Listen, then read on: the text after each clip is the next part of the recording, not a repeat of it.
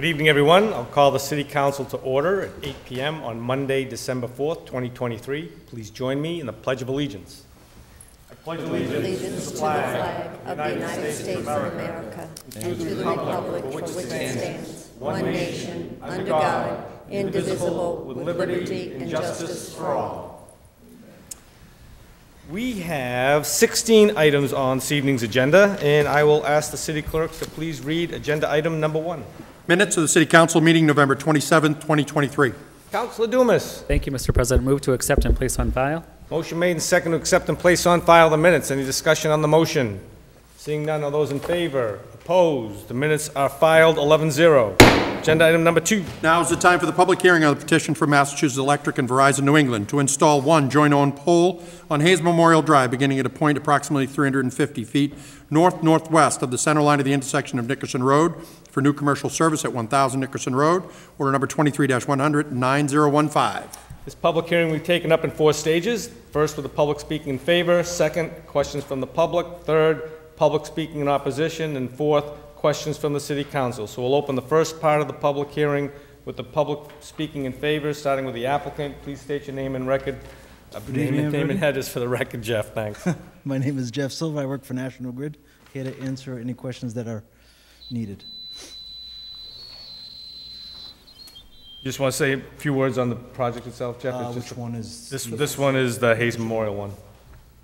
Oh, that one's for a cat bank for the for National Grid for reliability, for the system to be more reliable, actually.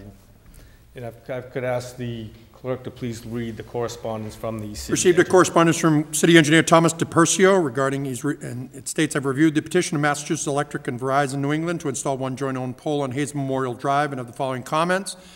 The location shall be marked for approval by the Engineering Division prior to the work, and he recommends the attached standard conditions also apply. Any other members of the public speaking in favor? Any other members of the public speaking in favor? Any other members of the public speaking in favor? Hearing none, I close that portion of the public hearing. Any questions from the public? Questions from the public?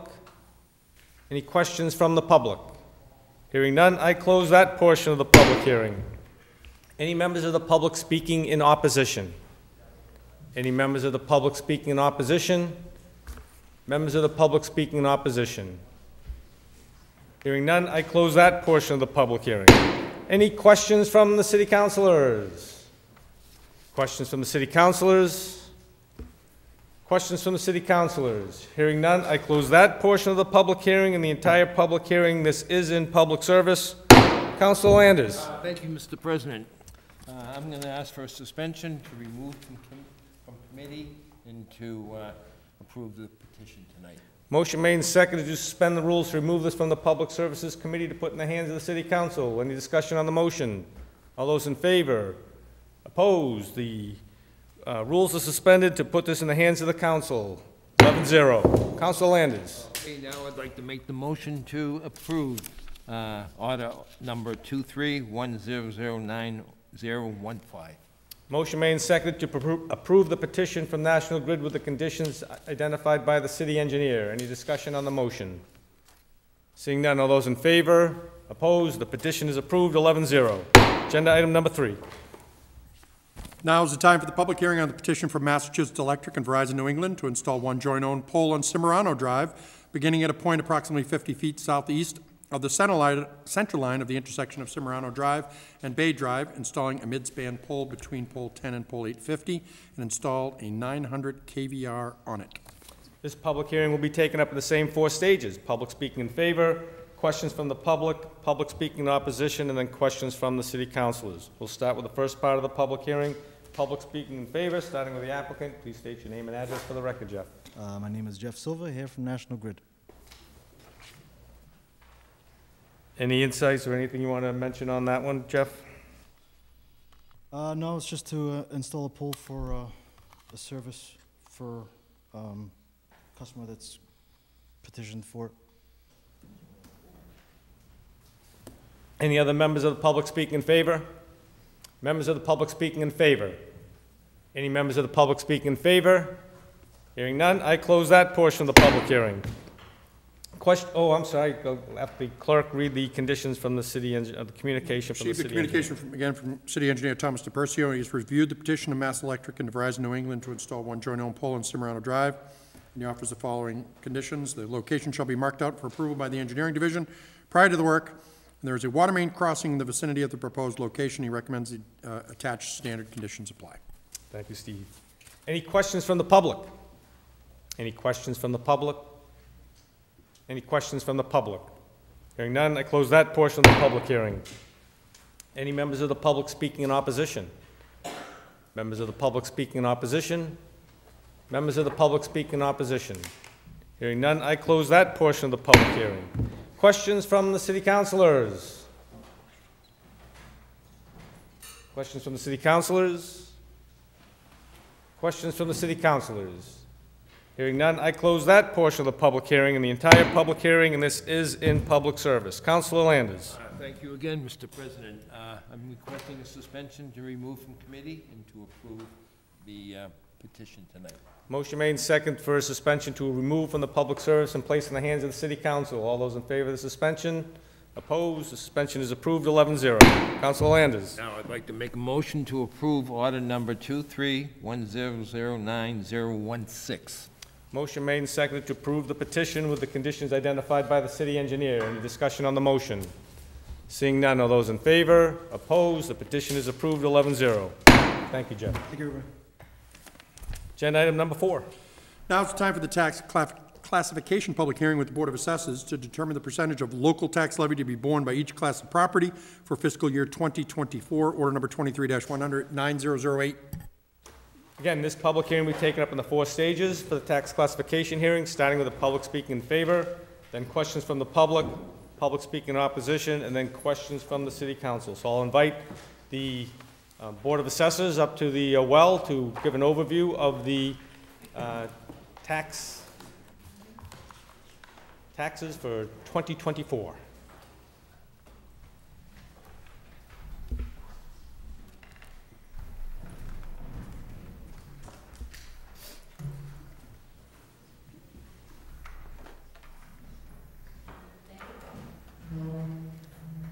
Good evening, members of the Board of Assessors, and welcome, Mr. Mayor. Thank you, Mr. President. I'm going to kick it off because this is always really a special evening for us finance freaks. There's still a few of us left here, but we usually come down and give some assumptions down at budget time, and you know, we try to do the best we can to use those assumptions and estimates to come up with what we think the estimates are going to be come the fall when we set the tax rate. And there was a lot of back and forth and assumptions that were being changed and everything, and there were discussions about $260, and I thought I'd come down here and kind of made it clear the next night that I was looking at about a $6 decrease, and with the budget cuts we'd be looking at maybe $56 decrease. So I want to cut to the chase tonight. I'm going to go through some slides, but before we get to those, I just want to let everyone know, for the first time in the city, and probably if you look around the state, you won't find this anywhere, the average tax bill in the city of Marlborough this year will be going down $189. The average tax bill is going down $189. And that's due to a lot of work from our finance team, the Board of Assessors, the Assessor's Office, and you, and we've just, you know, done a good job overall in trying to keep the taxes reasonable for all our residents, and also provide the services that they use at this point. So if we take the presentation that we have tonight, and Steve's going to help me in a minute. Mr. Mayor. No? Yeah, no, point it that way. They Point it down. How about that? There you go. Does that work? I'm going to go through some of these definitions because I know the board's going to probably deal with some of those. So I'm going to get rid of those and go right to the levy that we're looking at this year. We start with last year's levy and we make some changes. And when we did the budget, we had planned on like $107 million levy, and we're ending up actually at 104. So it's about $3 million less than we had projected we were going to look at, and that's due to a couple things, but one of them is our new growth.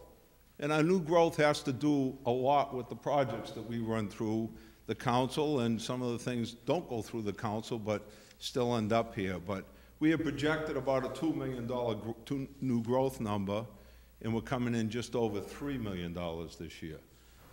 And we'll see a slide later in the presentation that shows the changes in new growth over the years. And the other number that's important on this page is the excess levy capacity, probably one of the highest in the state, $165 million. And I'm going to leave a lot of these definitions and everything else to the president, because I know he's going to take you to Municipal Finance 101 in a little bit and explain some of these things. But the excess levy capacity is something that we could add for additional taxes to the residents of the city of Marlborough, $64 million without needing a 2.5 override. On the next page, again, this is the split between the residents as far as the total value of the city and the percentage that's paid by the residents versus the commercial side.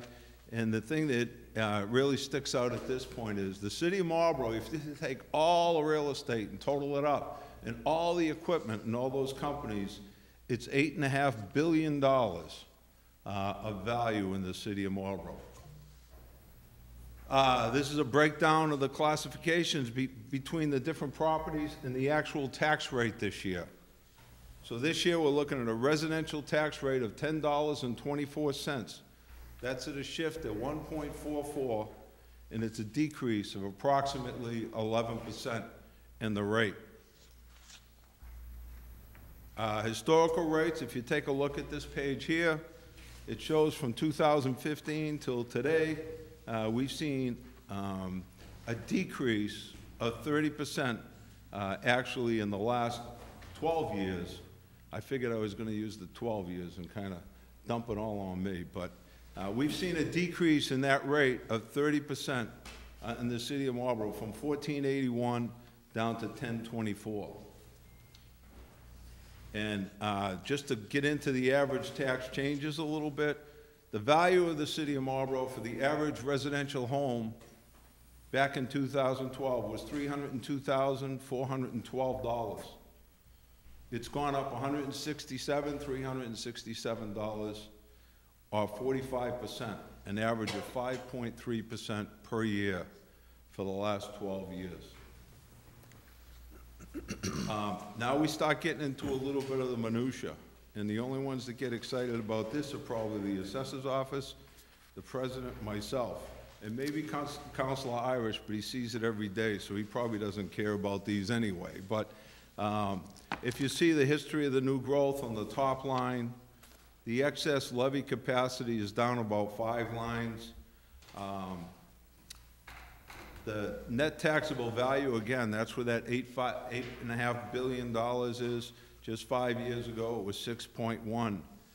The one that I want to point out to you is probably the next line, the residential value share. So something to keep in mind. Although we've done a real good job in attracting some of our businesses, the commercial real estate hasn't increased as much as the residential real estate. So you can see that we've seen a decrease in the total value of our residential real estate from 69% 5 years ago to 73% this year. So just keep that in mind. Again, it's based on our market values. This isn't something, you know, that we can really fix other than keeping it in mind when you're setting these rates and giving yourself some leeway on the shift. Again, one of those, the tax levy limit, we have 38% excess levy capacity or availability. Again, $65 million that we could tax the residents of the city, which I don't think anyone here is looking to do. But that's where we would be before we would have to look at a 2.5 override in the city. How we doing? That's the levy limit.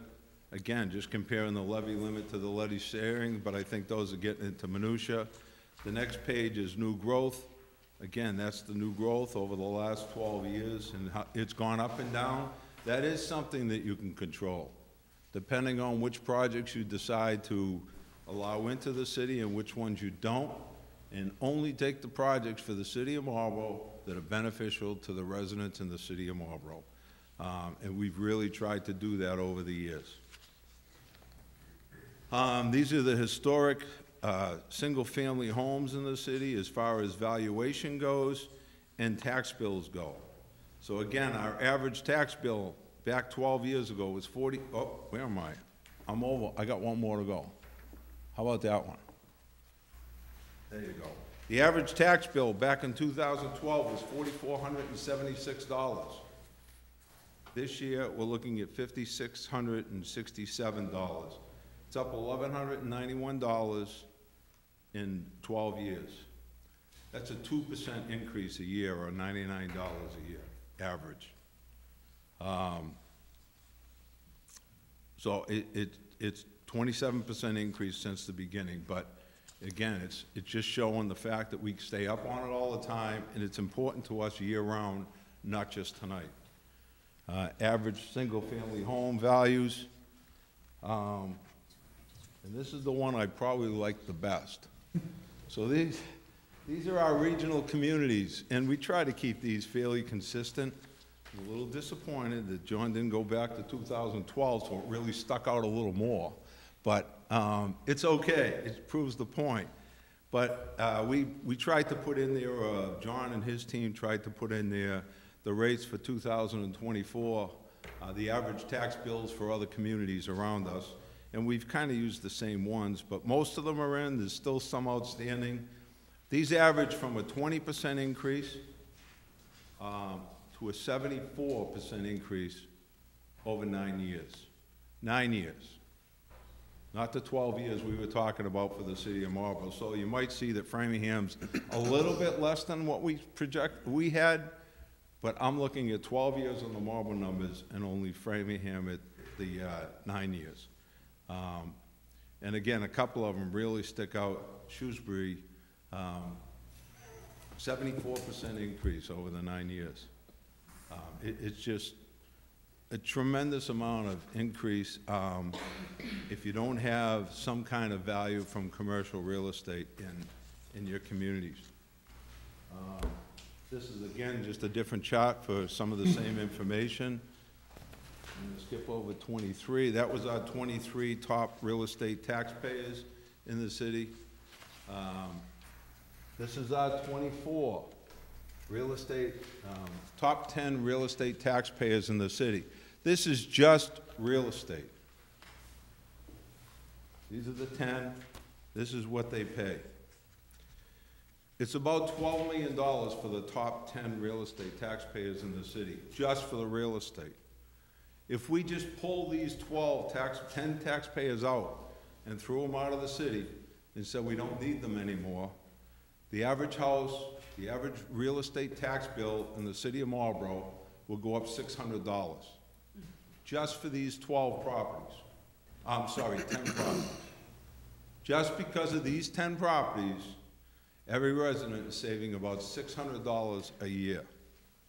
They pay 10.54% of the entire tax levy. The next page is the 23 personal property tax. And the last page is the 24 personal property tax. Two things you have to take a look at is 2 of the properties on the top 10 real estate are apartment complexes. And the personal property tax, again, we're taking in $250,000 from some of these companies in addition to the real estate. I didn't figure that when I said the average taxpayer is going to pay $600 more a year if these 10 weren't here. Plus all the jobs, plus all the spending in our small businesses. So with that, Mr. President, I'm going to turn it over to our assessor and our Board of Assessors to take it from there. The only thing I ask you to keep in mind is if you're looking at this chart, please think twice before you poke a second highest taxpayer in the city of Marlborough in the eye. Thank you very much. Thank you, Mr. Mayor. Mr. Assessor, John, Ellen, Jonathan, I'll turn it over to you. Thank you, Mayor. Thank you, councilors, Council President Ossing. Thanks again to the Mayor for his input. Just a quick, before we make the final recommendation, just a quick overview, a little bit more than what was on the presentation.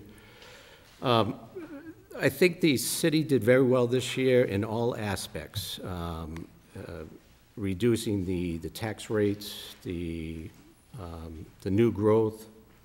It was, as most of us know, it was a full recertification year, which meant there was a lot more requirements and reporting to do.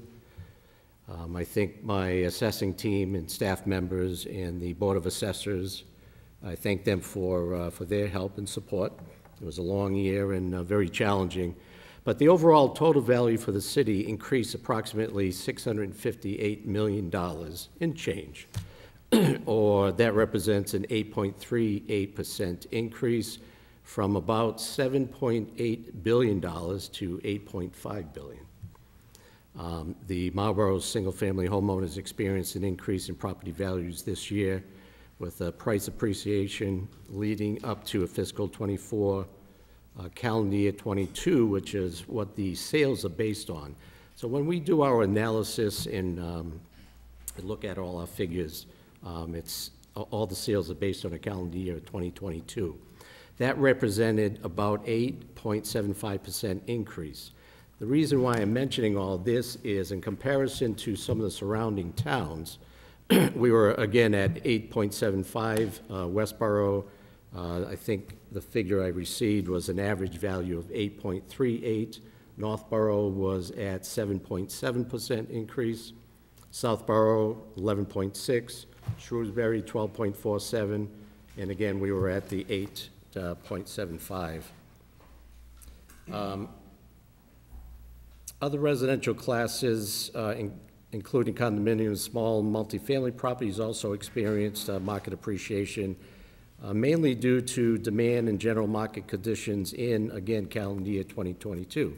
So even though we're in fiscal year 2024, we have to remember that most of our analysis work and everything we look at based on information that's in calendar year 2022. Overall, commercial values saw a minimal change. It virtually was flat or level, not even an increase. I believe it was 0.11%. But on the industrial side, the valuations increased by 8.86%. And that was mainly due to an increase in demand and expansion of new development for industrial-type properties in the city. Let me just see here.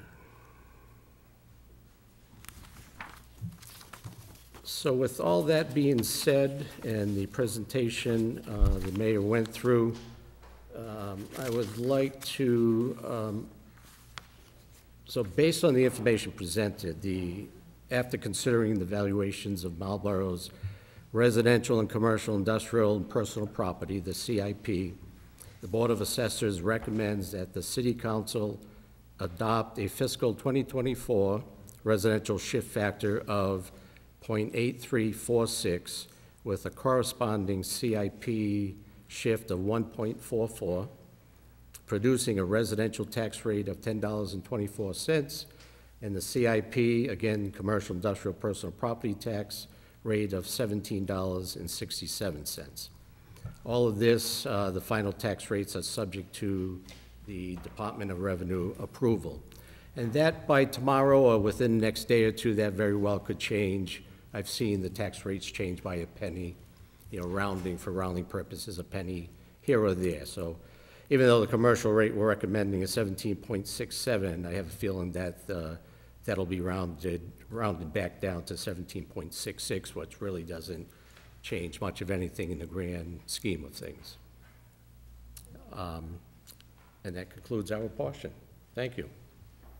Jonathan or Ellen, do either one of you want to add anything? I'd just like to add, before we go to a vote, Mr. President, that on behalf of Ellen and myself, we really want to thank John and his staff, his two clerks, Donna and Maggie, and his assistant, Kong, for their hard work this year. Going through a revaluation is a lot of work compared to your typical interim year, and John and his staff performed wonderfully to get it done in a timely fashion. We also want to thank Mayor Vigent for all his years of service and supporting our office, and of course the entire City Council for supporting the office, and John with the staff and resources that he needs. Thanks, Jonathan. Ellen, you all set? You're good? So we'll continue with the public hearing. Any members of the public speaking in favor? Any members of the public speaking in favor? Any members of the public speaking in favor? Hearing none, I'll close that portion of the public hearing. Are there any questions from the public? Any questions from the public? Any questions from the public? Hearing none, I'll close that portion of the public hearing. Any members of the public speaking in opposition? Members of the public speaking in opposition? Any members of the public speaking in opposition? Hearing none, I close that portion of the public hearing. Questions from the city councilors?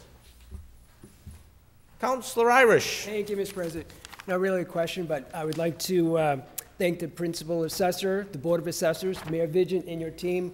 Job well done, considering the services that the city of Marlborough receives throughout the year.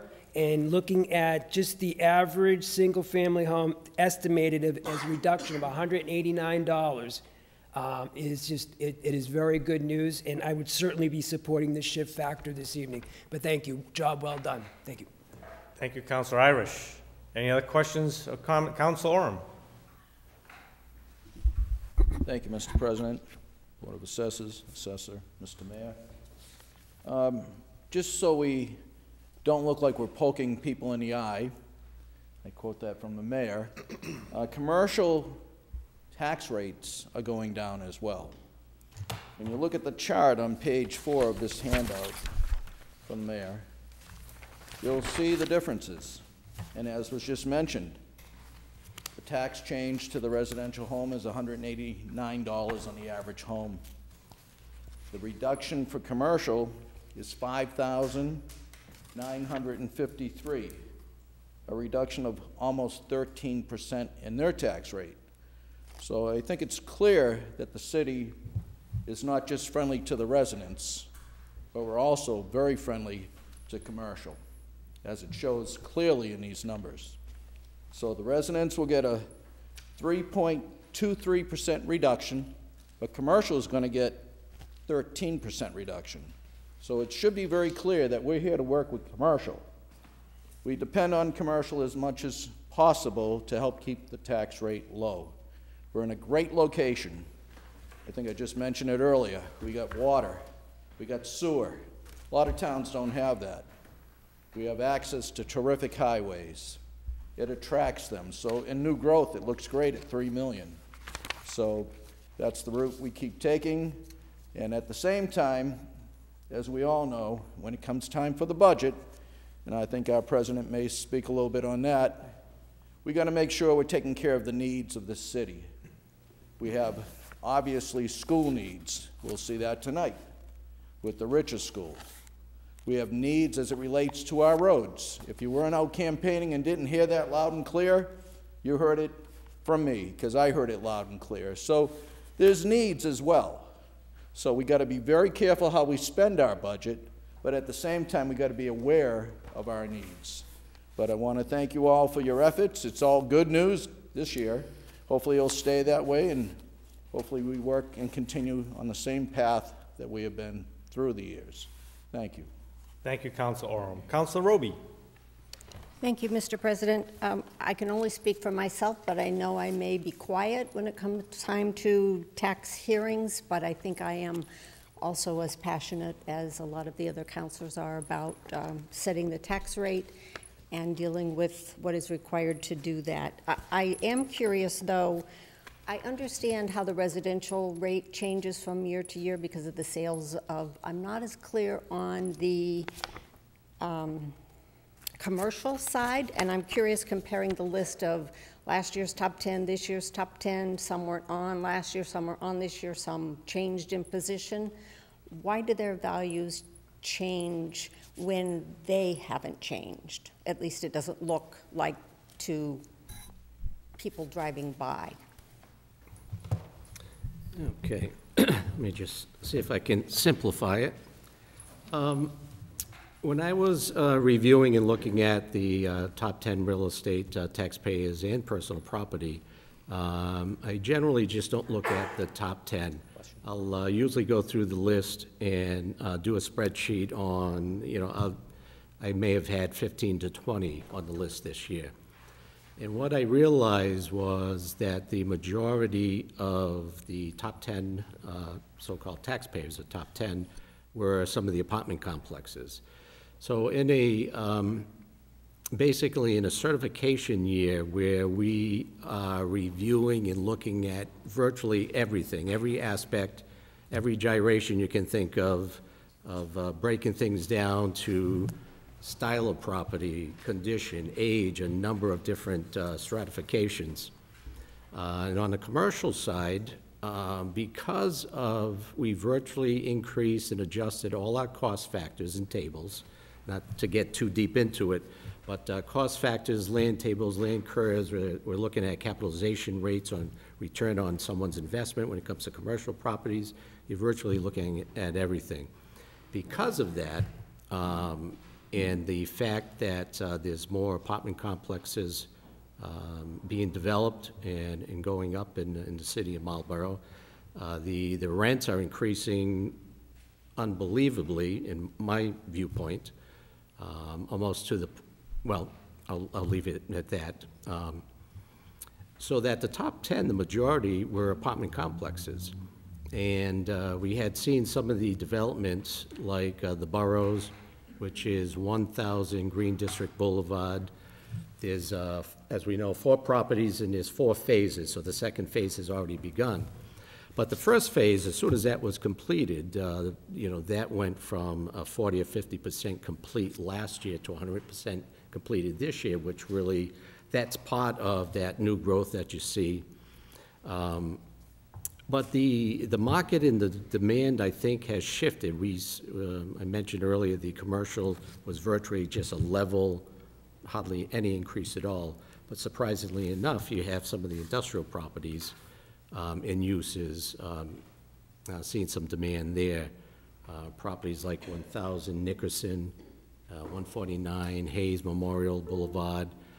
We see some new companies coming in, and the city is attracting either larger or substantial property owners and companies. The new growth, just briefly, you can never really predict how some of the utility companies, how their assets are going to increase, how some of the smaller businesses, how their assets are growing, business equipment on the personal property side.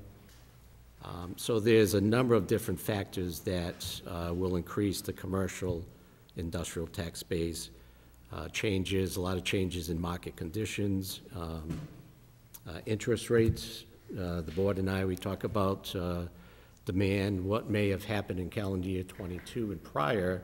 We're seeing a shift and things change in the year that we're currently in. You would think the interest rates would slow things down, but back in calendar year 2022, things were still thriving. The market is good. I've seen it with, I have 3 sons, and 2 of them were in the past year or 2 looking, as an example, looking for properties. And virtually every time they would put a bid on a property, they were being outbid by 30, 40, 50, and even in one case, $60,000, which is just ridiculous and crazy.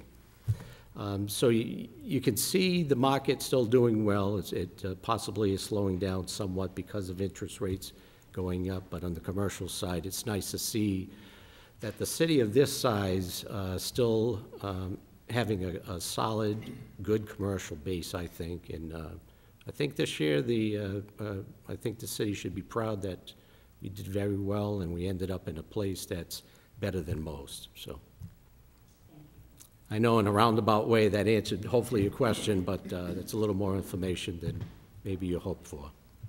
Thank you, Council Roby. Council Perlman. Thank you, Mr. President. I also want to echo the comments and really thank the Board of Assessors, our principal assessor, and the mayor for the hard work that went into this, as well as the work of the council with the new growth. Certainly seeing a reduction, in the average for a single-family home is really important, and the other reductions that were indicated in the chart. I had a quick question regarding, I know there's kind of a graph, or a pie chart, if you will, on the FY24 new growth. And I know often in the city we talk about how important it is to have the biotech industry here in Marlborough, and would love a little bit more commentary on how 62% of this new growth is coming from personal property, and if you could just share a little bit more about that. I know we saw the chart with the top 10 for that personal property growth, but I'd love to hear a little bit more. Is this because they're replacing the equipment and we're seeing that having to be done on an annual basis given this specific industry? Sure. As you may know, we have an outside vendor, RRC, that handles our personal property accounts. They monitor, review the form of lists that are sent out annually by our office and then returned. And what they do with that information is they'll review and go through each, and it's a state form, the form of list.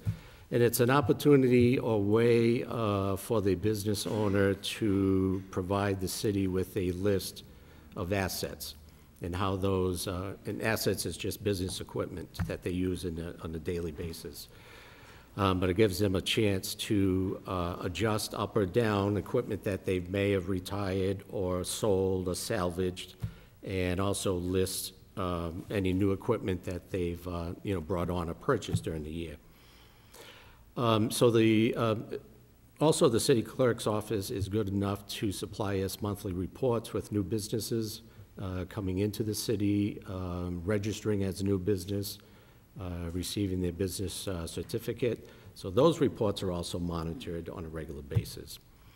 As you can see, and as we may know from previous years, that the majority of the new growth does come from the personal property and the businesses, whether they're small or large. All of it matters, and it all adds up. And we saw that this year with the new growth. We virtually were out there inspecting and scraping as much new growth as we could, right down to, some accounts were like $200. We just included everything. And we're able to do that, just if I could, we can monitor and control it a little bit better with our office having a senior assessor. So having another full-time assessor, we can get out there and do what we do best and do our inspections and gather as much as we can and not rely on those outside vendors and companies to hopefully, you hope that they're doing their job, but it's never the same as doing it in-house. So the majority, again, is personal property. I don't think, I knew it would go up, but I didn't think it would go up as much as it did. It roughly went from 1.6 million, I believe, in tax dollars to 1.9. The growth was substantial. And then when you add in all the other components, you can see, well, the commercial piece of the pie is smaller than residential. But you piece all that together, and it's, to just answer your question further, new growth is anything beyond or above standard or typical market adjustments. So earlier when I mentioned if you tweak your land values, your cost values, all of that, the market is going up by X percentage.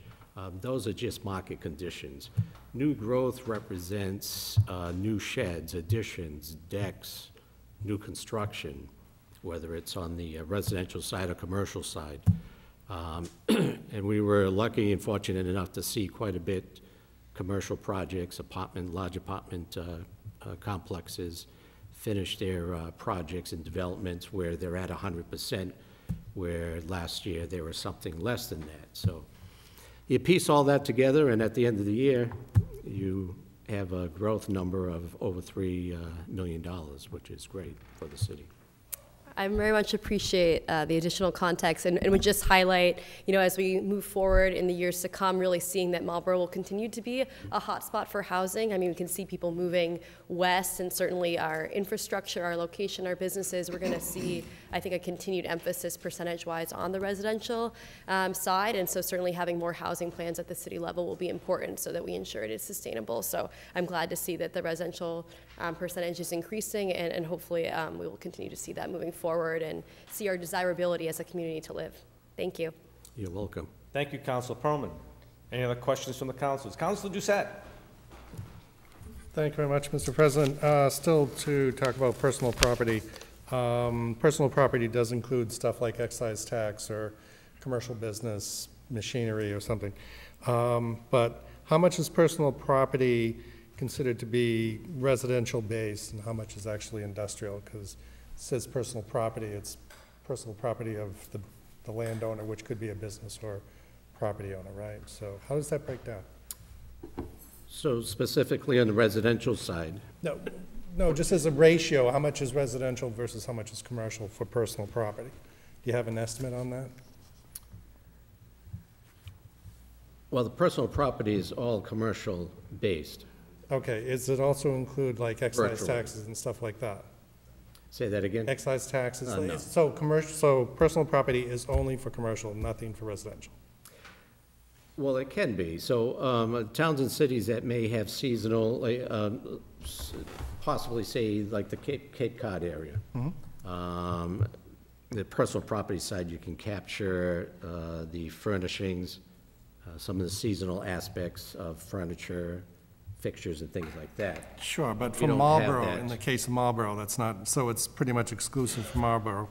Personal property is only for industrial or commercial. Yes. Okay, thank you for the For the city, clarification. that's I correct. appreciate that. Yep, you're welcome. Thank you, Councilor Doucette. Any other questions from the city councilors? Questions from the city councilors? Questions from the city councilors? Hearing none, I close that portion of the public hearing and the entire public hearing. Mr. Mayor, thank you very much. Board of Assessors, thank you very much. Nice job. Thank you. Agenda item number 5.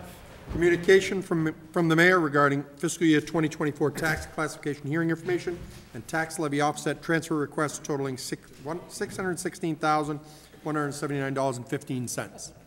Councilor Irish. Thank you, Mr. President. Motion to approve the transfer of $51,600 from sale graves to offset the FY24 levy. Motion made and seconded to approve the transfer of $51,600 from the sale of graves to offset the fiscal year 24 levy. Any discussion on the motion? Seeing none, all those in favor? Opposed? Transfers passed 11-0. Councilor Irish. Thank you, Mr. President. Motion to approve the transfer of $564,579.15 from the overlay reserve to offset the FY24 levy, please. Motion made and seconded to approve the transfer of the fiscal year 20 overlay reserve to offset the fiscal year 24 levy. Any discussion on the motion? Councilor Orem.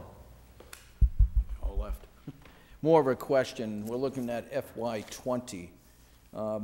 Is there anything in between that we haven't considered as well, or do we have to go back 4 years? I don't know if anyone has the answer. I'm happy to answer that. So the Sure. Board of Assessors, they vote on it annually. If they are done with the abatements for that particular year, they turn the money back over to the city.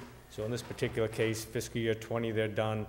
They still have a little over $4 million for 21, 22, 23, and then we're going to add $2 million in 24. So there's plenty of money to take care of abatements. Thank you very much. You're welcome, Councilor Orem.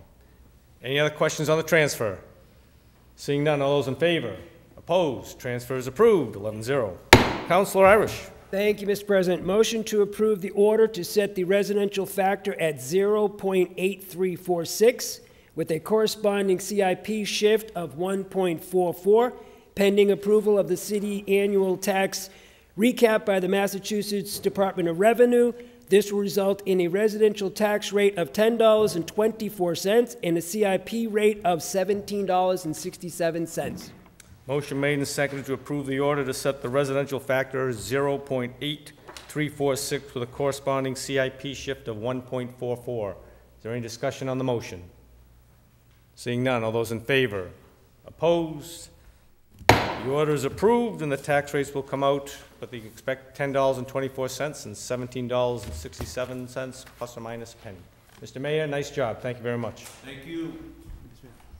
Agenda item number 6. Communication from the mayor regarding gift acceptance in the amount of $2,000 from the Mobile Home Village Association awarded to the Council on Aging to be used to purchase new equipment and games for the card room at the senior center. Councilor Irish. Thank you, Mr. President. Motion to approve the gift, and thank you to the Mobile Home Village Association for the generous gift, please. Motion made and seconded to approve the gift. Any discussion on the motion? Seeing none, all those in favor? Opposed? The gift is approved, and we thank the Marlborough Home Village Association. 11-0 on that. Agenda item 7. Communication from the mayor regarding a transfer request in the amount of $2 million from the undesignated fund to the Richer School Feasibility Study Fund to be used for the feasibility study phase of the Mass School Building Authority's process. Councilor Irish. Thank you, Mr. President. Motion to refer to the Finance Committee, please. Motion made and seconded to refer the transfer to the Finance Committee. Any discussion on the motion? Councilor Perlman.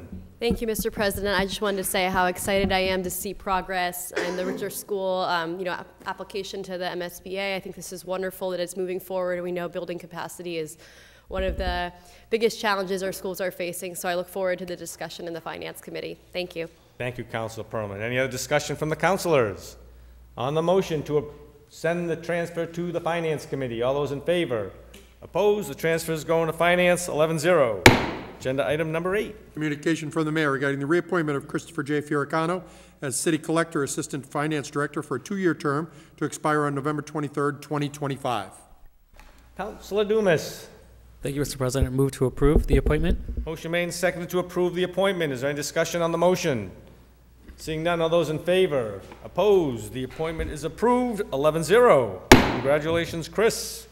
Agenda item number 9. Communication from City Solicitor Jason Grossfield regarding request for executive session to discuss litigation strategy relative to JW Capital Partners LLC and Marlborough TOTG LLC versus the City of Marlborough. Councilor Roby. Thank you, Mr. President. Move the communication to the end of the agenda, please. Motion made and seconded to move this communication to the end of the agenda. Any discussion on the motion? Councilor Oram. Just, I think we noted it the last time, will we be adjourning after this is held at the end of the meeting? We will not reconvene when we go into executive reconvene, session. okay. But we'll discuss that at the end of the agenda. Thank you. On the motion to move this item to the end of the agenda, all those in favor? Opposed? It is moved to the end of the agenda, 11-0.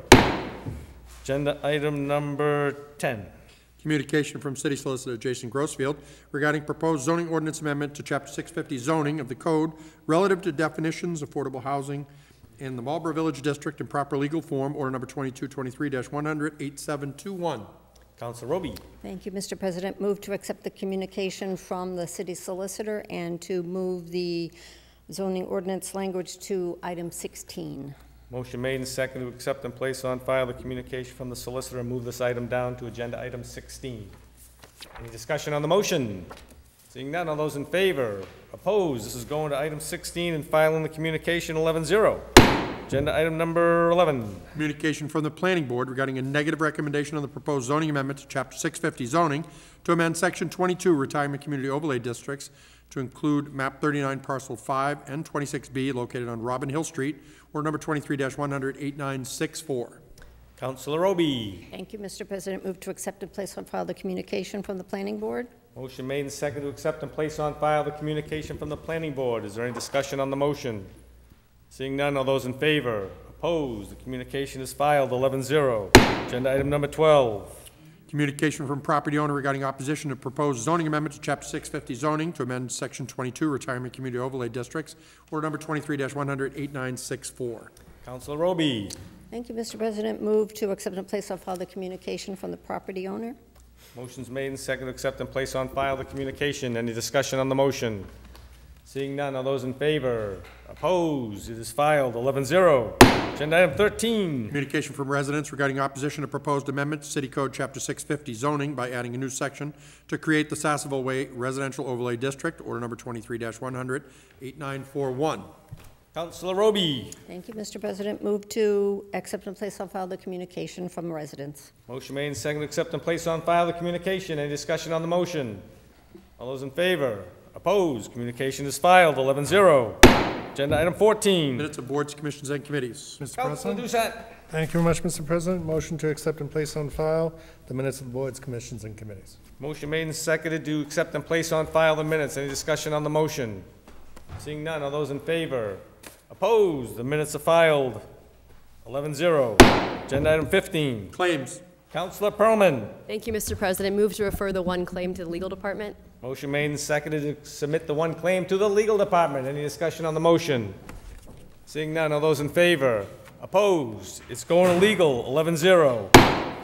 Reports of committee. So, councilors, we have a few suspensions to deal with this evening. So you should all have them in front of you. I will ask for a suspension to accept the correspondence from the Marlborough Regional Chamber of Commerce for the downtown village. Councilor Roby. Thank you. Move to suspend the rules to accept the communication. Motion made and seconded to suspend the rules to accept the communication. All those in favor of the suspension? Opposed? The suspension is approved. 11-0. Councilor Roby. Thank you, Mr. President. Move to accept and place on file the communication from the Marlborough Regional Chamber of Commerce. Motion made and seconded to accept and place on file the communication from the Regional Chamber of Commerce. Any discussion on the motion? Seeing none, all those in, Councilor Doucette. Thank you very much, Mr. President. I appreciate the work that the Marlborough Regional Chamber of Commerce did for this. I think that their point's well taken. I think that what we have in place now is more of a work to kind of do some correction, but if we're going to revisit this, I think these points are well taken, but I also think we need to finish what we've started with the changes we've already proposed. So, you know, this type of work is always a work in progress.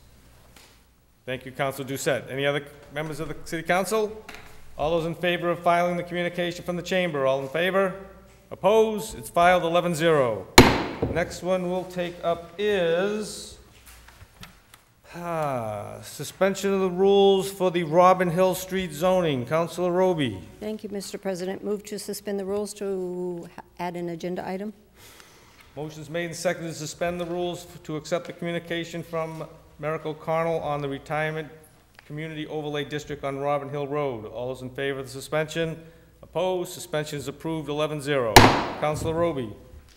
Thank you, Mr. President. Move to approve the request to withdraw without prejudice the petition for a zoning map amendment and amendments to the Retirement Community Overlay District zoning ordinance, order number 23-100-8964. Motion made and seconded. I'll ask the clerk to read the letter from Merrick O'Connell, please. To Councilor Michael Ossing, President, regarding proposed zoning amendments, Retirement Community Overlay District. Dear Councilor Ossing, on behalf of my client, Pulte Homes of New England, LLC, and on behalf of property owner Denali Bell, LLC, I hereby request leave to withdraw without prejudice the petition for a zoning map amendment and amendments to the Retirement Community Overlay District zoning ordinance filed with the City Council on September 7, 2023. Said petition having been filed with the authorization of property owner Denali Bell, LLC, closes a letter from Denali Bell, LLC, authorizing a withdrawal without prejudice. Thank you for your attention to this matter. Sincerely, Brian R. Falk. Motion's been made and seconded to withdraw the zoning petition without prejudice. Any discussion on the motion? Councilor Brown. Thank you, Mr. President. I just wanted to state that as the ward councilor, I am in support of approving the withdrawal without prejudice. Thank you. Thank you, Councilor Brown. Any other comments from the councilors on the motion to accept the withdrawal without prejudice? All those in favor? Opposed? The withdrawal without prejudice is approved. 11-0. Next, we have a suspension from Dave Pitney LLP on the Sassville Way zoning amendment. Councilor Roby. Thank you, Mr. President. Move to suspend to accept the communication. Motion is made and seconded to suspend the communication from Dave Pitney on the Sassville Way zoning requirement. All those in favor of the suspension? Opposed? The suspension is approved. 11-0. Councilor Dumas. Motion to accept the withdrawal without prejudice for this order number. Motion is made and seconded to accept the withdrawal without prejudice. I'll ask the clerk to please read the letter. Michael Ossing, City Council President, regarding Trammell Crow Company, parcel number 2923 Sassville Way, Marlborough, Mass. Property, amendment to Marlborough zoning ordinance, Article 650, Section 39A, Sassville Way Residential Overlay District. Dear President Ossing, as you're aware, the above captioned application is pending before City Council. On behalf of the applicant and at the request and with the support of Boston Scientific Corporation as the owner of the property, I am writing to formally request that the City Council acts to withdraw the application without prejudice. Thank you for your attention to this matter. Please do not hesitate to contact me should you have any questions. Best regards, Gemma Cashman. Thank you. So the motion before the council is to accept and to withdraw without prejudice the zoning change from Dave Pitney for Boston Scientific. Is a discussion on the motion. Councilor Roby. Thank you, Mr. President. While the City Council can agree to allow the petitioner to withdraw without prejudice, it is possible this could be the first time it did not allow it, and I won't support it. The order to amend the zoning to allow the Sassaville Way zoning overlay was submitted on August 21st of this year. It was referred to the Planning Board and the Urban Affairs Committee.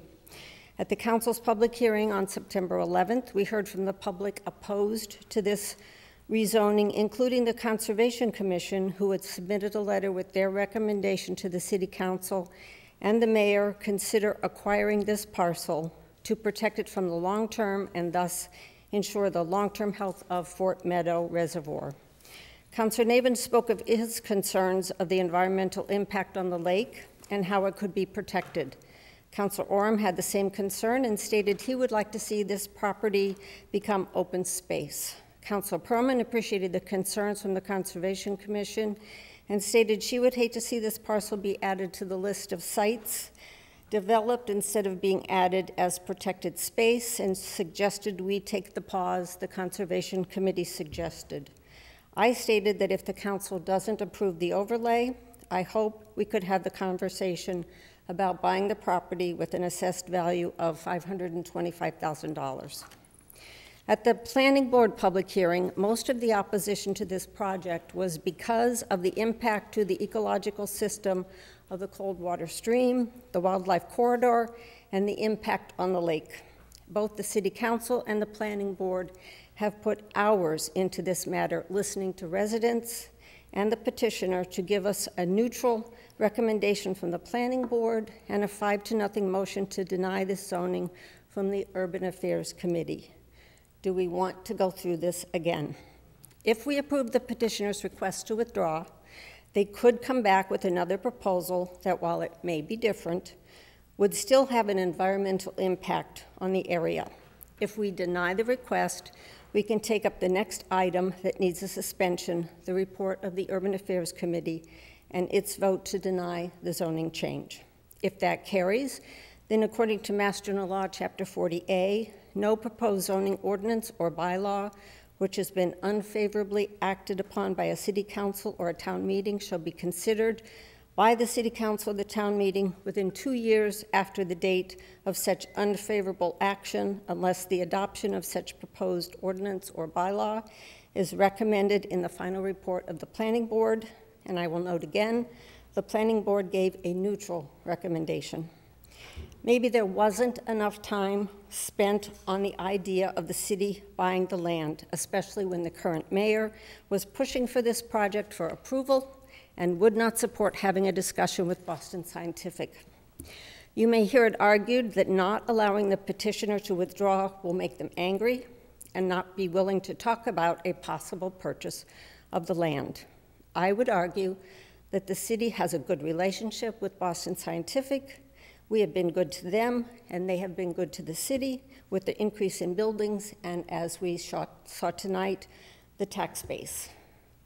They have to have heard the concerns of the residents and the councilors on why this property should not be developed as residential or even by right as limited industrial. And I would argue that they would be in a perfect win-win situation if they sat down with the new mayor to discuss selling the parcel for conservation land or keeping the property, but putting a conservation restriction on it. I ask for your support to not approve the request to withdraw without prejudice and then take the next step to vote to deny the zoning amendment, which would send the right message to Boston Scientific that this site should not be developed. Thank you. Thank you, Councilor Roby. Councilor Navin. Thank you, Mr. President, and thank you, Chair Roby, for that thoughtful historical retelling of kind of how we've gotten to this point. I agree with many of the points you just brought up, so I don't want to reiterate them in the fact that we've got a busy agenda, and I don't think anybody wants to hear me go on and on. The only thing I will add is I am sympathetic to a developer's right to withdraw a project without prejudice. You know, oftentimes we talk to developers and they hear the concerns that people have brought up, and then they want to go back to the drawing board. As Chair Roby just described in detail, we have been at this for quite some time. Not only has the City Council spent a lot of time discussing this project, but our boards and commissions who we rely on for their expertise have thought long and hard about this. And so up until the last minute, there was the opportunity, I think, to thoughtfully withdraw this project. And it did not happen until there was a negative recommendation from the Urban Affairs Committee. There were already 5 votes against. So at this point, I believe that the work has been done. The Urban Affairs Committee has made a very thoughtful recommendation about what we think for zoning. It doesn't say never. It doesn't say that there aren't other ways that we can do this, but it does say that you know, perhaps a 2-year pause on any sort of development from this residential side is a good idea. I am of that thought. It does not mean that tomorrow, no matter what is decided here, a limited industrial parcel could not be developed. You know, that is part of this discussion, is what we've been talking about all along. But I will not be supporting this request for withdrawal. Thank you, Mr. President. Thank you, Council Navin. Council Orm. Thank you, Mr. President. Boston Scientific was here during one of our, not that I'm serving on Urban Affairs, but they were here, and I even noted to them at the time, you're a good neighbor. We want that to stay that way. But as they probably heard loud and clear from listening to the developer, this just does not fit environmentally into that location. So I will support, as the Urban Affairs meeting that voted to deny 5-0, I spoke at that meeting last week, and I said I could not support it either.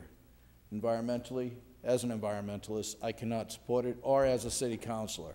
It makes no sense to put anything there but keep it the way it is, preserve the cold spring and all the other resources that it provides to Fort Meadow. So maybe they heard my voice and said, okay, now we got 6 against. But whatever the case is, I agree with Councilor Roby, and I think we should just deny their request to withdraw without prejudice and go to the vote for the Urban Affairs Committee. Thank you. Thank you, Council Orm. Anyone else? Councilor Wagner. Thank you, Mr. President. I appreciate my fellow councilors' thoughts on this situation. However, I support allowing this zoning amendment to be withdrawn without prejudice because I value our relationship with Boston Scientific, and I think by doing that at this time, we made it loud and clear that we were not in support of this. I don't have any thoughts that they're going to come back with just a different form, just a different version of the same project. We made it very clear. What I'd love to see happen is talk about what's really best for developing this land. I have a lot of confidence in our incoming new mayor, and that could happen, and that we have more of a chance of productive conversation and asking for some generosity too in making this happen, and perhaps talking to Boston Scientific about how partnering with a lot of these lovely new apartments that we have built in the city, and maybe there's a way to connect their employees with those. There's a lot of possibility that conversation, but I think we have to, we should know, ever since I've been on this council, we have not rejected anything with prejudice. We've always let them, okay, let's just step back and move from here. And I think we have more of a chance to have a productive, positive conversation with this important neighbor if we follow the precedent of allowing them to withdraw without prejudice. And I would support doing that in this occasion. I think it's more, we have more of a chance to have a positive outcome here for that land we all want to see happen. Thank you. Thank you, Councilor Wagner. Councilor Doucette. Thank you very much, Mr. President. I see that there's 2 different groups here that we need to work with. One is the developer, the other one's Boston Scientific. Boston Scientific, we hopefully can get into a conversation about acquiring the property with the next administration. For the developer, you know, I've said that to them plenty of times, love the development, hate the location. So if they want to choose another location, that's great with me too, you know, but not this one. And I got no problems with kind of blocking this section off for now. while we figure out how we want to move forward for acquiring it and keeping it in conservation space. Because seriously, that it's one of those spaces that was targeted before, and we need to focus on getting it safe for future generations. So I will support Councilor Roby with the denial and the next step after that. Anyone else? Councilor Pearlman. Thank you, Mr. President. I want to appreciate the comments of my colleagues here. I had been at many of those urban affairs meetings and did express my concerns. This is certainly one of the most precious parcels that has come before this council that I've been on it with a project, and certainly the environmental impact, the cold water streams that was discussed, just the entire impact for climate resiliency would reverberate for decades to come, and I do think that sending a very strong message from the council that this is a parcel we don't want to see be developed, that it should be protected. I know we're awaiting an open space plan to come forward, and certainly would want to see this parcel be on that, and certainly would ask our new mayor to purchase the parcel because it's so important that this is something that we really protect.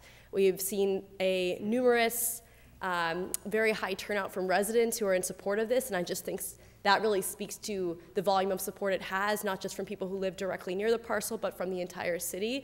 So I will be in support of the denial of the motion. So I guess it would be denying what Councilor Dumas put forward, because I do think that we need to stand firm on this. I don't think it negates conversations with Boston Scientific. We have continued to be a good partner with them, and we appreciate all of their work and dedication to the city of Marlborough, and look forward, to seeing this parcel be protected. And it's clear that it hasn't been developed over this timeline, and I think they're aware of the challenges with the parcel itself. Certainly, it wouldn't be developed anywhere quickly, and I would like to see it protected. So to Councilor Navin's point, I would request that we all stand firm on this and ensure that it could be conservation land in the future. Thank you. Thank you. Councilor Roby, can I have you take the chair, please?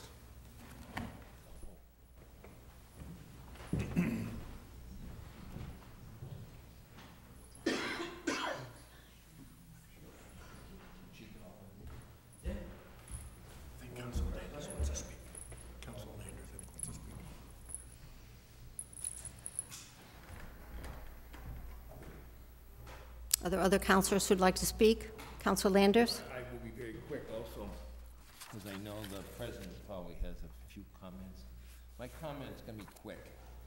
It seems like, in many ways, and I don't want the people out there to think I'm not for streams and land and good land, but, you're treating this like Boston Scientific is some company from San Diego or Chicago that has no interest in Marlborough. I happen to know, dealing with Boston Scientific through the chamber, they're a pretty good organization.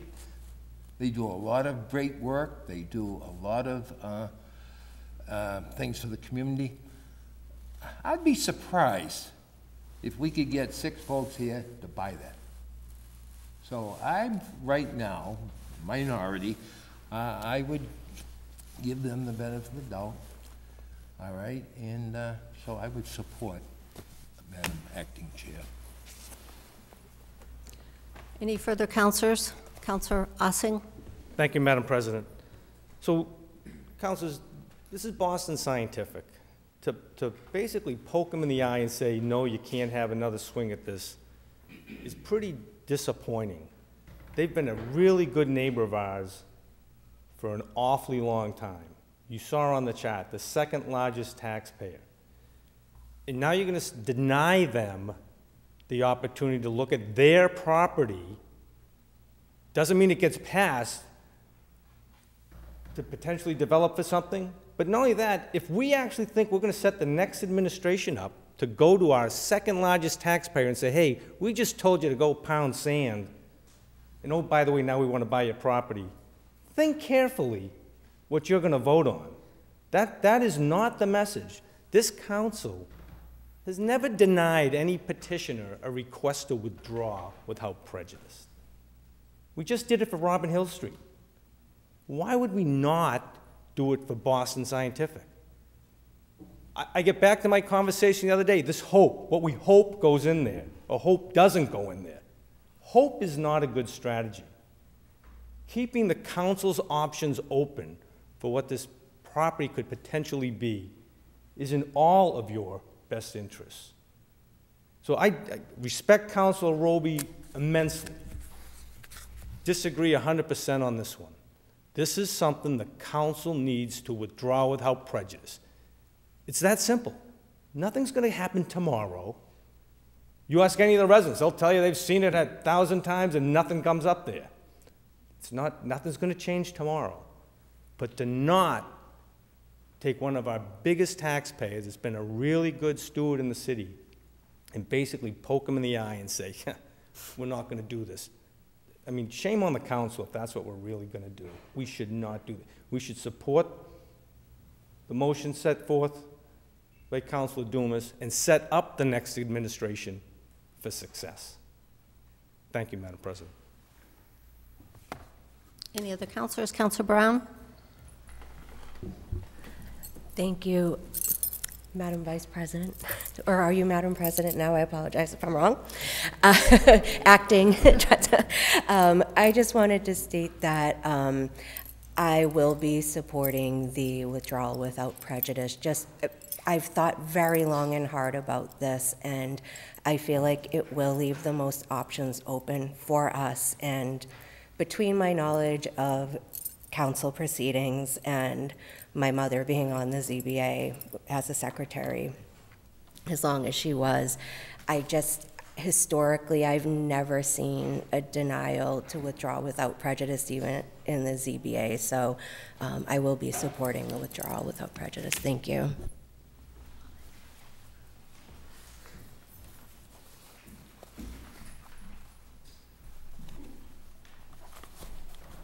Thank you, Councilor Roby. Councilor Orem. Thank you, Mr. President. In listening to all the discussion, I believe wholeheartedly that Boston Scientific does not believe we're poking them in the eye. They've worked with us for years. We worked with them for years. They were here listening in. This is just a bad situation, unfortunately, and if you use the right type of negotiations, give them a call tomorrow, I plan on it, to explain why I'm voting to not allow withdrawal without prejudice. This is a very important piece of land for Marlborough. I think they know that. I think they'll probably read the records and realize that this isn't about Boston Scientific. It's about a project that doesn't belong in that land. No type of project of that. That's why I'm strongly convinced that this needs to be vote to deny without prejudice, and let's get working with Boston Scientific to see what works best for them, but not to build what they wish to do. And I think this will put an end to that by voting the way Councilor Roby has presented it. Thank you, Mr. President. Thank you, Councilor Orem. Any other councilors? Councilor Dumas. I feel like I should speak, seeing how I will be the new administration. I've seen this firsthand with Ward 3, where we denied an overlay residential zone, and then a industrial project came in. And that was not what the neighbors wanted.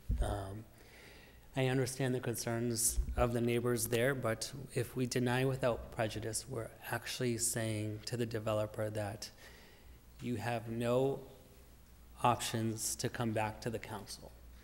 That means that they could build single-family homes. They could build condos that are owner-occupied. Things that we wanted, and we have control over that. The dialogue between the council and developers are extremely important for every developer in the Commonwealth. Having the opportunity to go to mayor-elect trainings and going and talking to other mayors that are elected, they are very jealous and envious of what Marlborough has. And that's because of our concentrated growth. We had $3 million of new growth. That is because of development. That is why our tax rate is so low. It is the job of the council to look at every parcel of land and see what projects fit. Not to pass it on to the mayor's office to say, buy this land for conservation. I will look at that as a whole, But council needs to do the job as well to figure out how to bring in that development that makes sense for the city. That's their job, and I respect that. We've had projects at the Green District where they incorporated walking trails. They've incorporated that green space. We've had McGee property where Urban Affairs literally whittled down the project from numerous buildings down to 3 with walking trails and kept that green space. If we have the correct developer that wants to work with the city by building and maintaining that green space, why wouldn't we have that opportunity? Why wouldn't we listen to that option? That is what this without prejudice motion does. It doesn't mean that that project's going to move forward. It doesn't mean that we're going to have a monstrosity of an industrial project. It keeps the dialogue open so we have a better understanding of how to utilize that parcel. That is it. It's that constant communication that we as a city owe the residents and owe that tax rate.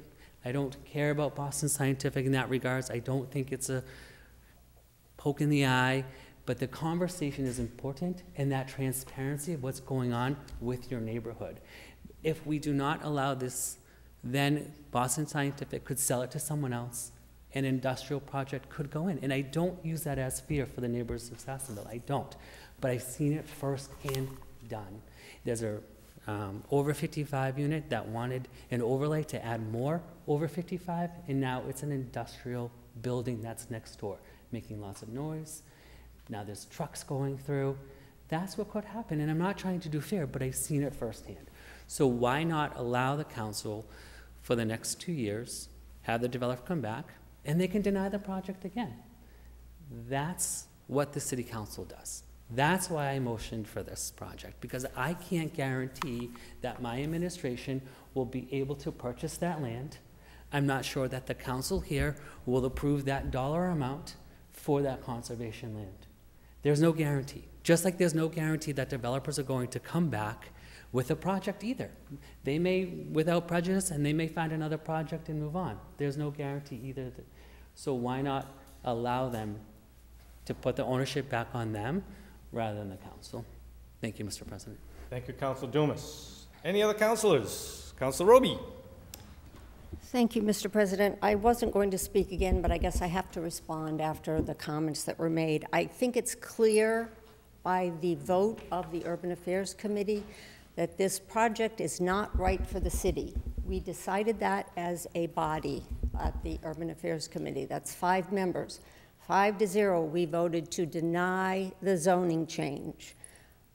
So I think that the time that was spent at the Planning Board public hearing, the City Council public hearing, the City Council Urban Affairs Committee, I believe the members of this City Council are pretty clear on what we think.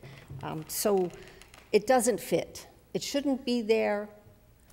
I am a little disappointed that the mayor-elect is not enthusiastically supporting the idea of talking to Boston Scientific about buying it. Yes, I know it might not happen, and yes, it could be limited industrial or could not be. My understanding is this project cannot come back, but that doesn't mean that they cannot have an agreement with another developer to bring something else back. And so we have to deal with that. But I want to be able to end what we've just spent since August discussing tonight, hopefully with a denial of the request to withdraw. Sorry, I lost my wording. Thank you. Any other councilors? Councilor Doucette. Thank you very much, and I'll keep it short because this is the second round. We got this communication today, okay? And as Councilor Roby talked about, we've been talking about this through June. The Robin Hill Road stuff we kept recently, and we didn't get as far into the process when they withdrew. So I give respect to the folks doing the Robin Hill Road stuff, and I enjoyed working with these guys, but yeah, they took it to the bitter end and then on the last minute said, oh, never mind. So I think that they should have read the tea leaves earlier, but I think because they waited for the last minute, I'm going to keep my vote to reject the letter and reject the zoning change. Thank you. Well, as a point of information, I'll point out the developer thought they had the votes going in, so I don't think I think they were surprised by the vote of Urban Affairs. That's their, I got the floor, sit down. Okay. That's their opinion, all right? So to say that the last minute pull, no, it wasn't. They once they saw it's not happening, they made it, but they thought they had the votes going in. That simple. Yeah. Councilor Doucette. Thank you very much. My apologies for interrupting. They've been surprised in the reaction of the community and everything else with that as well. So this project was full of surprises for them, and I understand that was, and we had a meeting on Thursday. Today's 2 business days, so I'll give them that as well. But still, I think I'm still, we can agree to disagree. Correct. Thank you, Councilor Doucette. Councilor Wagner. Thank you, Mr. Chair. I just think it's a fair reminder. In some cases, it becomes evident maybe at the public hearing that there's not a lot of support, and I've seen some projects get pulled fairly early, but in almost every case, there's a lot of hours put into every one of these projects, the different, from the committees to the planning to site committee. So, and then they get to the point where we've approved a project to be removed without prejudice, which we've done on every occasion. So I just would like to put that out there, something to consider. The fact that we've invested a lot of time in this project is not unusual. We always do that. That's how these things develop. So again, thinking the big picture and leaving avenues open for other options, I think it's more in our favor to let them withdraw without prejudice and then continue our relationship with this very important neighbor we have here in Marlborough, being Boston Scientific. Thank you, Councilor Wagner. Anyone else? Seeing none. On the motion to withdraw without prejudice, a yes vote, I'm going to ask for a roll call vote. A yes vote is to withdraw without prejudice. A no vote is to not. Everybody understand their voting? All right, again, yes vote is to withdraw without prejudice. I'll ask the clerk to call the roll, please. Councilor Ossing? Yes. Councilor Pearlman? No. Councilor Wagner? Yes. Councilor Roby? No. Councilor Navin? No. Councilor Dumas? Yes. Councilor Irish? Yes. Councilor Landers? Yes. Councilor Brown? Yes. Councilor Doucette? No. Councilor Oram? No. 6 in favor, 5 Motion to withdraw without prejudice is approved by a vote of 6 to 5. Next item on the agenda, we have a suspension from the solicitor. Councilor Roby.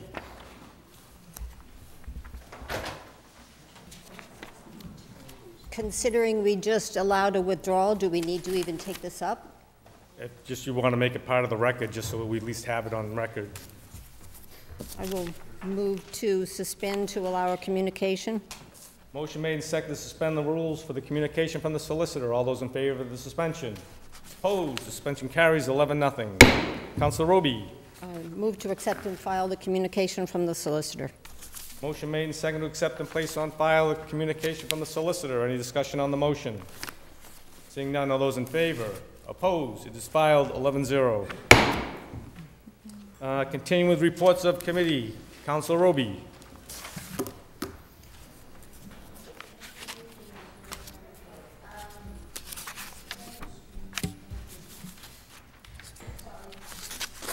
The Urban Affairs Committee met on Thursday, November 30th. We took up several items on the agenda a little out of order. Order number 23-108-941, a proposed amendment to City Code Chapter 650 zoning by adding a new section to create a Sassaville Way residential zoning overlay. This was a motion by Councilor Navin to deny the order to create Sassaville Way residential zoning Overlay District, seconded by Council Wagner, and the motion to deny carried 5-0. I will not be doing anything else with it, as we took care of that. The next item was order number 23-108-964, a proposed zoning amendment to Chapter 650 zoning to amend Chapter 22 Retirement Community Overlay Districts to include map 39, parcels 5 and 26B located on Robin Hill Street, currently located in the LI District, to accommodate an over 55 community combining both townhouses and multifamily components of a new condominium ownership neighborhood. This was tabled in committee, but will now not be taken up because we just allowed them to withdraw. The final item was order number 23-108-951, a proposed zoning amendment to Chapter 650 zoning of the code to add a new section to create the Red Spring Overlay District. We began the discussion. This is also tabled in committee and will be discussed at tomorrow night's Urban Affairs Committee meeting, which we have meeting scheduled for tomorrow at 7:30, where we will be taking up Excella storage and the Red Spring overlay. Thank you, Council Roby. Any other reports of committees or announcements? Everybody's good? Okay, moving on to agenda item 16. Yes, sir. Order number 2223-100, 8721K, proposed amendment to Chapter 650 zoning relative to definitions, affordable housing in the Marlborough Village District zoning. Recommendation of the Urban Affairs Committee is to approve as amended. Councilor Roby. Thank you, Mr. President. I'll move the recommendation of committee, which is to approve, and this is a ordinance. I'll let you speak. It's an ordinance, so we have to go through the 4 stages. I can have you come on back up if you want to do it. Motion been made and seconded to approve the ordinance change. Is there any discussion on the motion to approve the ordinance change for the Marlborough Downtown Village District? Councilor Oram. Thank you, Mr. President. In reviewing this, and I've been involved with some of the committee meetings, there's 2 items. It's a great document. I think it makes the needed changes we need to see in the Marlborough Village District. But one of them that concerns me, and we just heard it earlier from our assessor, is the cost of real estate, not just in Marlborough. And so I know we're trying to get to affordable housing to a 12% is what's being proposed. I would have preferred to see 15%, but the committee sent it out with the 12%. So again, there's some good aspects to that in respect to making sure it's Marlborough residents that get first choice. So I kind of agree to some degree that it's better than what could be, I guess, to have that portion in there for Marlborough residents. John talked about his kids. My kids are in the same boat. They can't afford to live in Marlborough. I've mentioned that before. The other part of it is the research I did on parking spaces. They're not cheap. Nothing's cheap. And 25,000, I had suggested 40,000. At least it's an increase. I believe it went up 10,000, so that's not bad. And that's why I'm saying I'm kind of got mixed views here, but I would have preferred 40,000. But then again, I look at this and I say, this is a living document. I might have mentioned it before. This will probably come back to us in time for even more changes. So with that said, I will be supporting it, but I would have preferred to see 40,000 for parking and 15% for affordable, but it's better than anything that we have right now in my view. So I just want to make those comments. Thank you, Mr. President. Thank you, Council Oram. Is there any other discussion on the motion for the approval of the ordinance change? Hearing none, we'll take the ordinance change up in the same 4 stages. Item 1, all those in favor of suspending the first reading and approving the second reading. All in favor? Opposed?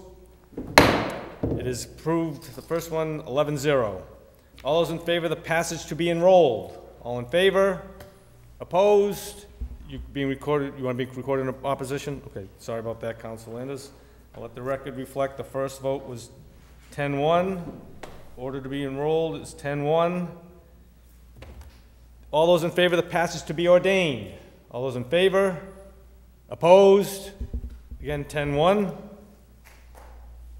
Is there any objection to passage in one evening? Hearing none, the ordinance change is approved. Last item on our agenda, right? So the last item is our executive session. Councilor Roby. If you can have the clerk read the order, I will move to go into executive session. I'll have the clerk read the order, and that we will not be reconvening once we go into executive session. Move that the Marlborough City Council meet in executive session under Purpose 3 of the Open Meeting Law, Mass General Law, Chapter 30A, Section 21A3, to discuss strategy with respect to litigation if an open meeting may have a detrimental effect on the litigating position of the public body regarding the matter JW Capital Partners LLC and Marlborough TOTG LLC versus the City of Marlborough. As the Chair hereby declares that discussion in an open session may have a detrimental effect on the City and the City Council's litigating position. The City Council will not reconvene in open session after the executive session. Motion. Move to go into executive session and not reconvene. Okay, the motion's been made and seconded. Move the order to go into executive session and not reconvene. I will ask the clerk to call the roll, please. Councilor Wagner. Yes. Councilor Landers. Yes. Councilor Navin. Yes. Councilor Oram. Yes. Councilor Perlman. Yes. Councilor Doucette. Yes. Councilor Ossing. Yes. Councilor Irish. Yes. Councilor Brown. Yes. Councilor Roby. Yes. Councilor Dumas. Abstain. Abstaining. 10 in favor, 1 abstention, sir. The City Council will now go into executive session by a vote of 10 in favor and 1 abstained. We will not be reconvening. I will politely ask the folks to clear the chamber so we can go into executive session, and I will ask Alex out back to shut down the electronics. So, councilors, you have 5 minutes. At 9:35, we'll be into executive session. Everyone, thank you very much and have a great evening.